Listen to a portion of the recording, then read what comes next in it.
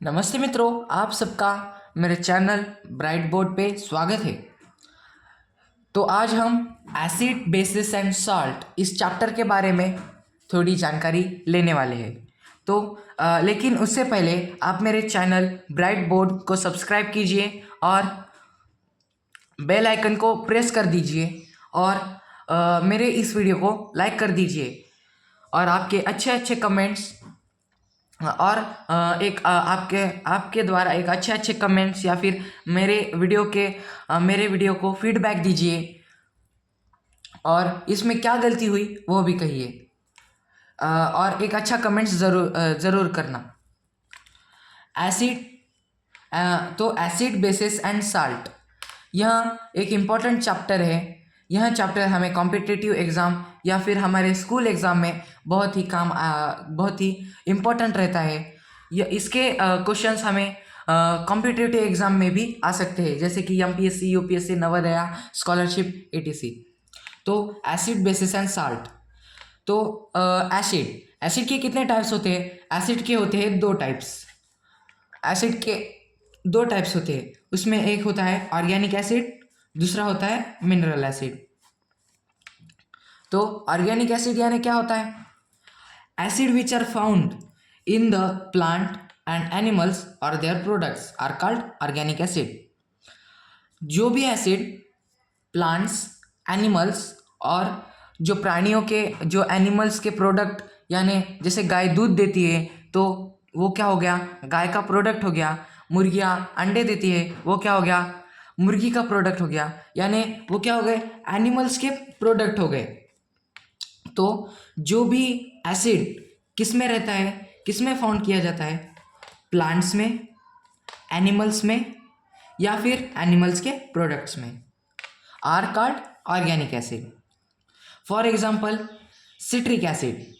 Citric acid हमें कहाँ पे मिलता है? Citrus food. सिट्रस फूड यानी जो भी खट्टे फ्रूट्स रहते हैं, जैसे कि लेमन, ऑरेंजेस, ईटीसी, वहाँ पे हमें उसमें क्या रहता है? सिट्रस फूड में कौन सा एसिड पाया जाता है? Citric acid. सिट्रस फ्रूट्स यानी लेमन, ऑरेंज,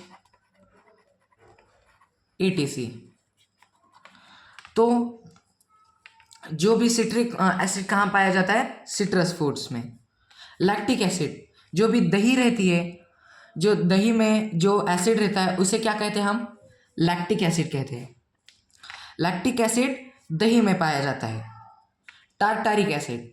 टार्टारिक एसिड हमें अंगूर यानी ग्रेप्स में पाया जाता है। Acetic acid.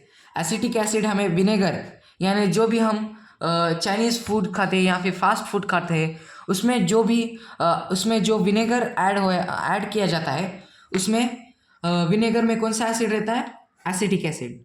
तो जो मैंने अभी बताया है वो फटाफट से पूरा नोट कर लीजिएगा। ये पूरा नोट कर लीजिएगा क्योंकि ये पूरा जो भी मैं बता रहा हूँ वो बहुत इम्पॉर्टेंट है। आगे बढ़ते हैं। Mineral acid. Acid derived from inorganic compounds are called mineral acid. जो भी एसिड इनऑर्गेनिक कंपाउंड से डिराइव्ड होता है, जो भी एसिड हमें इनऑर्गेनिक कंपाउंड से मिलता है, उसे हम क्या कहेंगे? Mineral acid. और ऑर्गेनिक एसिड क्या रहता है? जो भी हमें ऑर्गेनिक कंपाउंड से मिलता है, उसको अगर हमने अल्टरनेट कर दिया तो हमें दोनों की डेफिनेशन पता हो जाएगी। सिर्फ हमें एक वर्ड याद रखना है, दो वर्ड, एक inorganic for mineral and organic for organic acid.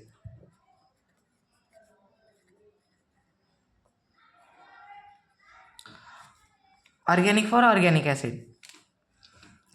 तो अगर हमें इस डेफिनेशन को लर्न करना है तो इजी मेथड है। The acid derived from organic matter is called as organic acid. Mineral acid, the acid derived from inorganic compounds is called as mineral acid. अभी मिनरल एसिड के हम एग्जाम्पल देखेंगे।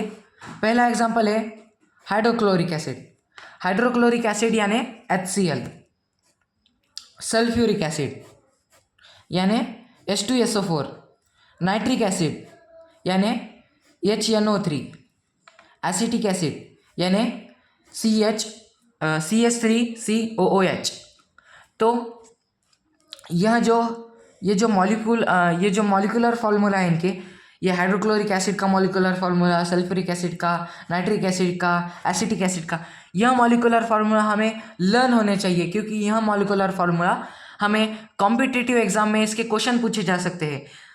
जैसे कि एक क्वेश्चन सपोज पूछा जा सकता है कि हाइड्रोक्लोरिक एसिड का हम मॉलिक्यूलर फार्मूला बताओ, सल्फ्यूरिक एसिड का मॉलिक्यूलर फार्मूला बताओ, नाइट्रिक एसिड का मॉलिक्यूलर फार्मूला बताओ। तो अगर आपको ये मॉलिक्यूलर फार्मूला अगर नहीं आएंगे तो आपका 1 मार्क जा सकता है या 2 मार्क जा सकते हैं। इसके लिए हमें यहाँ पूरे जो भी साल्ट के मॉलिक्यूलर फार्मूला लेते हैं, बेसिस के मॉलिक्यूलर फार्मूला लेते हैं और एसिड के जो मॉलिक्यूलर फार्मूला रहते हैं वो हमें पूरे याद होने चाहिए। आगे बढ़ते हैं प्रॉपर्टीज ऑफ एसिड। तो एसिड के कुछ प्रॉपर्टीज रहते हैं, जैसे कि एसिड आर सोर इन टेस्ट, एसिड जो रहते हैं वो खारे रहते हैं, टेस्ट में खारे रहते हैं। Corrosive in nature, acid are corrosive in nature, acid बहुत डेंजर रहते हैं, एसिड हार्मफुल रहते हैं, नेचर के लिए हार्मफुल रहते हैं। अगर हमने आयरन के ऊपर अगर एसिड डाल दिया तो वो आयरन पूरी तरह से करेजिव हो जाता है, सड़ जाता है, गंदा हो जाता है। अगर हम हाथ पे डालेंगे, डालना मत, मैं सिर्फ बोल रहा हूँ, यह बहुत डेंजर होता है, मैं सिर्फ सपोज के लिए बोल रहा हूँ।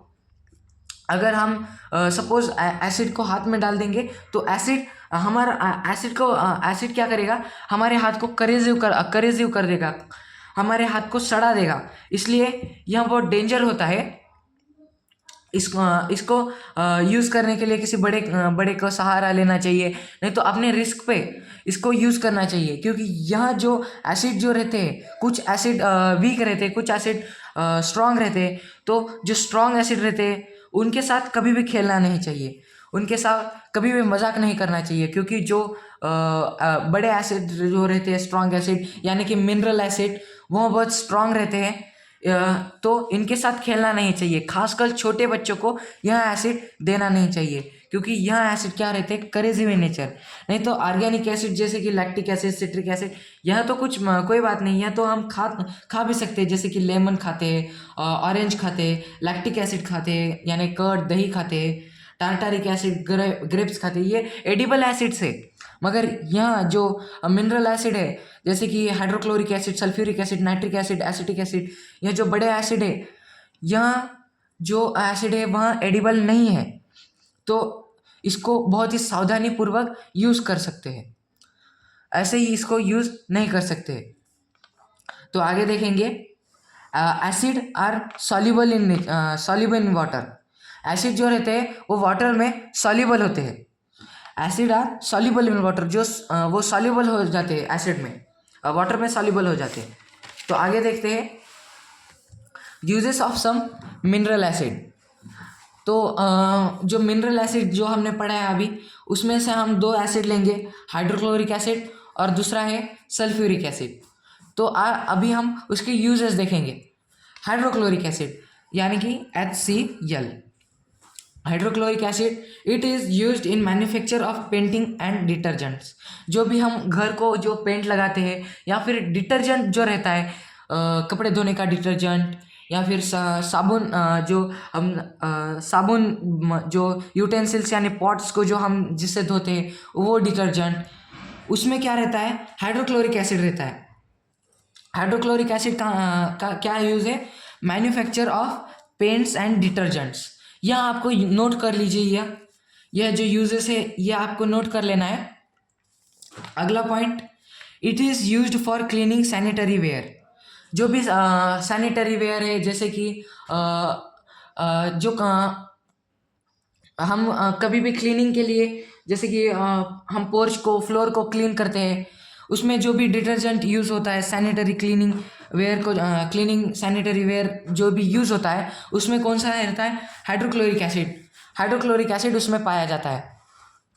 बाद में it is used in the purification of common salt. जब भी कॉमन सॉल्ट हम जो सॉल्ट खाते हैं उसमें क्या होता है, प्यूरिफिकेशन ऑफ कॉमन सॉल्ट। जो भी कॉमन सॉल्ट का प्यूरिफिकेशन, जो हमारा कॉमन सॉल्ट कहाँ से निकलता है, हमारा कॉमन सॉल्ट समुद्र के जो पानी है उसमें जो साल्टी वाटर है उसका उसका एक प्रोसेस रहता है जिसका नाम क्रिस्टलाइजेशन है। उसमें वो उसका प्यूरिफिकेशन करने के लिए, कॉमन सॉल्ट का प्यूरिफिकेशन करने के लिए कॉमन सॉल्ट का प्यूरिफिकेशन करने के लिए क्या होता है, हाइड्रोक्लोरिक एसिड का यूज़ करा जाता है।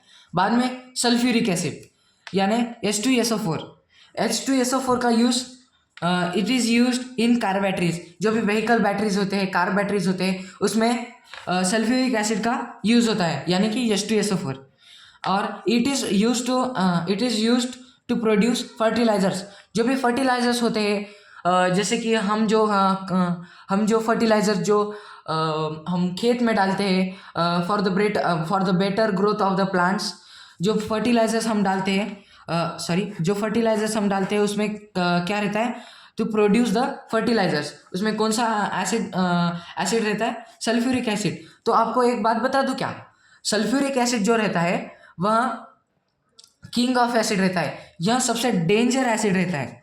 सबसे डेंजर एसिड सल्फ्यूरिक एसिड रहता है। Bases. There are some substances that are bitter in taste and soapy to touch. These substances called bases.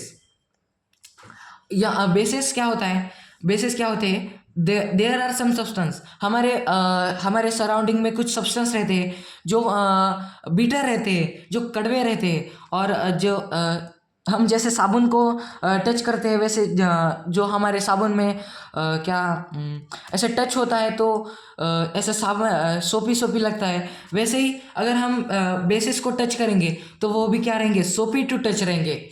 सोपी टू टच, इसको आपको, ये जो पॉइंट है bitter in taste and soapy to touch, इसको आपको याद रखना है। This substance called bases. आपकी छोटी डेफिनेशन है, there are some substance are bitter in taste and soapy to touch, this are called as bases. तो आपको बहुत बड़ी या फिर एकदम डिफ़िकल्ट डेफिनेशन लर्न करने की ज़रूरत नहीं है। मैं आपको एक छोटी सी और सिंपल डेफिनेशन दे रहा हूँ। सिर्फ आपको 2 पॉइंट्स याद रखने हैं, the substance are bitter in taste and soapy to touch, बस हो गई आपकी डेफिनेशन।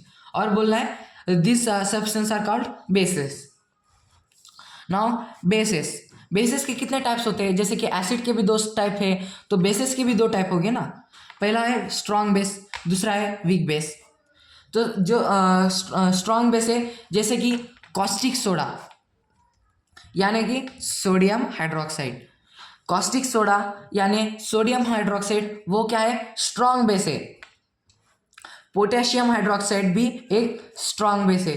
कौन है, पोटेशियम हाइड्रोक्साइड। बाद में वीक बेस यानी कॉपर हाइड्रोक्साइड और जिंक हाइड्रोक्साइड। ये 2 हाइड्रोक्साइड क्या है, एक या वीक बेस है। तो ये जो कॉस्टिक सोडा यानी सोडियम हाइड्रोक्साइड और पोटेशियम हाइड्रोक्साइड, और वीक बेस कॉपर हाइड्रोक्साइड और जिंक हाइड्रोक्साइड आपको लर्न होना चाहिए, आपको याद रखना पड़ेगा। अभी जैसे आगे बढ़ते हैं, प्रॉपर्टीज ऑफ बेसिस। जैसे हमने properties of salt, properties of acid देखे थे, वैसे ही हम प्रॉपर्टीज ऑफ बेसिस भी देखेंगे। The bases are bitter in taste, जैसे कि डेफिनेशन में क्या है, बिटर इन टेस्ट, वैसे ही प्रॉपर्टीज क्या है, bitter in taste and soapy to touch. Basis मे और may not soluble in water, जैसे कि एसिड सॉल्युबल होता रहता है वाटर में, सॉल्युबल हो जाता है, डिजॉल्व हो जाता है, वैसे बेसिस कुछ बेसिस सॉल्युबल होते हैं और कुछ बेसिस सॉल्युबल नहीं होते हैं। और एक bases are soapy to touch and bases are bitter to taste. और एक फैक्ट है, फैक्ट तो नहीं है, ये आपको याद रखना पड़ेगा। वो क्या है, bases that dissolve in water are called alkalis. अभी आपको कोई अगर एग्जाम में अगर क्वेश्चन आएगा व्हाट आर अल्किलीज, तो आपको आना चाहिए bases that dissolve in water are called alkalis. आगे बढ़ते हैं। तो ये कुछ बेसिस है, यह कुछ बेसिस है, और जो बेसिस है उनसे कौन से चीज़ें बनते हैं वह यहाँ है। पहला सोडियम हाइड्रोक्साइड यानी NaOH। सोडियम हाइड्रोक्साइड का मॉलिक्यूलर क्या फॉर्मूला क्या है? NaOH। ये आप ये टेबल अपने नोटबुक में लिख लीजिएगा। ये टेबल आपको ये क्वेश्चन, ऐसे क्वेश्चन आपको आ सकते हैं क्योंकि बेसिस के भी मॉलिक्यूलर फार्मूला आपको लर्न करने होंगे। तो ये कुछ 5 बेसिस है और ये उनके मॉलिक्यूलर फार्मूला है। तो sodium hydroxide NaOH, sodium hydroxide NaOH किससे क्या बनता है? सोप, यानी जो हम साबुन लगाते हैं वो किससे बनता है? Sodium hydroxide. अभी अमोनियम एसिड, अमोनियम एसिड जो क्या है? Na4OH। Na4OH क्या होता है? Cleaning, window cleaning. जो भी हम विंडो क्लीन करने के लिए जो भी हम डिटर्जेंट यूज़ करते हैं, जो भी हम लिक्विड यूज़ करते हैं, वो कहाँ से बनता है? Ammonium acid. ये इसका मॉलिक्यूलर फार्मूला आप लिख लीजिए क्योंकि ये बहुत इंपॉर्टेंट है। कैल्शियम हाइड्रोक्साइड, यानी कैल्शियम हाइड्रोक्साइड से क्या बनता है? लाइम वाटर, चूने का पानी। लाइम वाटर क्या कैल्शियम हाइड्रोक्साइड से क्या बनता है? लाइम वाटर, यानी CaOH2। हाइड्रोक्साइड यानी OH, कैल्शियम यानी Ca। देखो कैल्शियम हाइड्रोक्साइड का फॉर्मूला क्या है? Ca bracket OH bracket close 2। बाद में आगे बढ़ते, पोटेशियम हाइड्रोक्साइड। पोटेशियम हाइड्रोक्साइड में हम सोप बना सकते हैं। Sodium hydroxide and potassium hydroxide से हम क्या बना सकते हैं? सोप बना सकते हैं। ये दो हाइड्रोक्साइड से सोप बना सकते हैं। बाद में इसका मॉलिक्यूलर फॉर्मूला क्या है? KOH। KOH किसका मॉलिक्यूलर फॉर्मूला है? पोटेशियम हाइड्रोक्साइड का। Magnesium hydroxide Mg bracket OH bracket close 2, यानी milk of magnesia. Magnesium hydroxide, magnesium hydroxide का मॉलिक्यूलर फॉर्मूला क्या है? Mg bracket OH bracket close 2। Magnesium hydroxide से क्या बनता है? Milk of magnesia. तो आज अगर इस हमने अभी एसिड बेसिस, हमने आज का क्या सीखा? एसिड बेसिस और उनके टाइप्स और उनकी यूजेस भी सीखे। और इसका पार्ट 2 में लाऊंगा जल्दी ही। उसमें हम सीखेंगे, उसमें हम हाउ टू रस्टिंग सीखेंगे। रस्टिंग कैसे होती है, रस्टिंग सीखेंगे। और अगर हमें रिएक्शन देखेंगे, एसिड बेसिस का रिएक्शन, एसिड बेसिस का रिएक्शन देखेंगे। और हम देखेंगे इसमें और हम देखेंगे ये देखेंगे हम litmus, how to make litmus, litmus कैसे बनाते हैं। जो भी नेचुरल लिटमस होता है जो कि आप घर पे भी बना सकते हैं, वह लिटमस हम कैसे बना सकते हैं। तो मैं कल आपको एक लिटमस बना के भी दिखाऊंगा। तो रस्टिंग सीखेंगे, एसिड बेसिस रिएक्शन सीखेंगे, लिटमस सीखेंगे, हाउ टू मेक लिटमस सीखेंगे, और हम सीखेंगे आइडेंटिफिकेशन,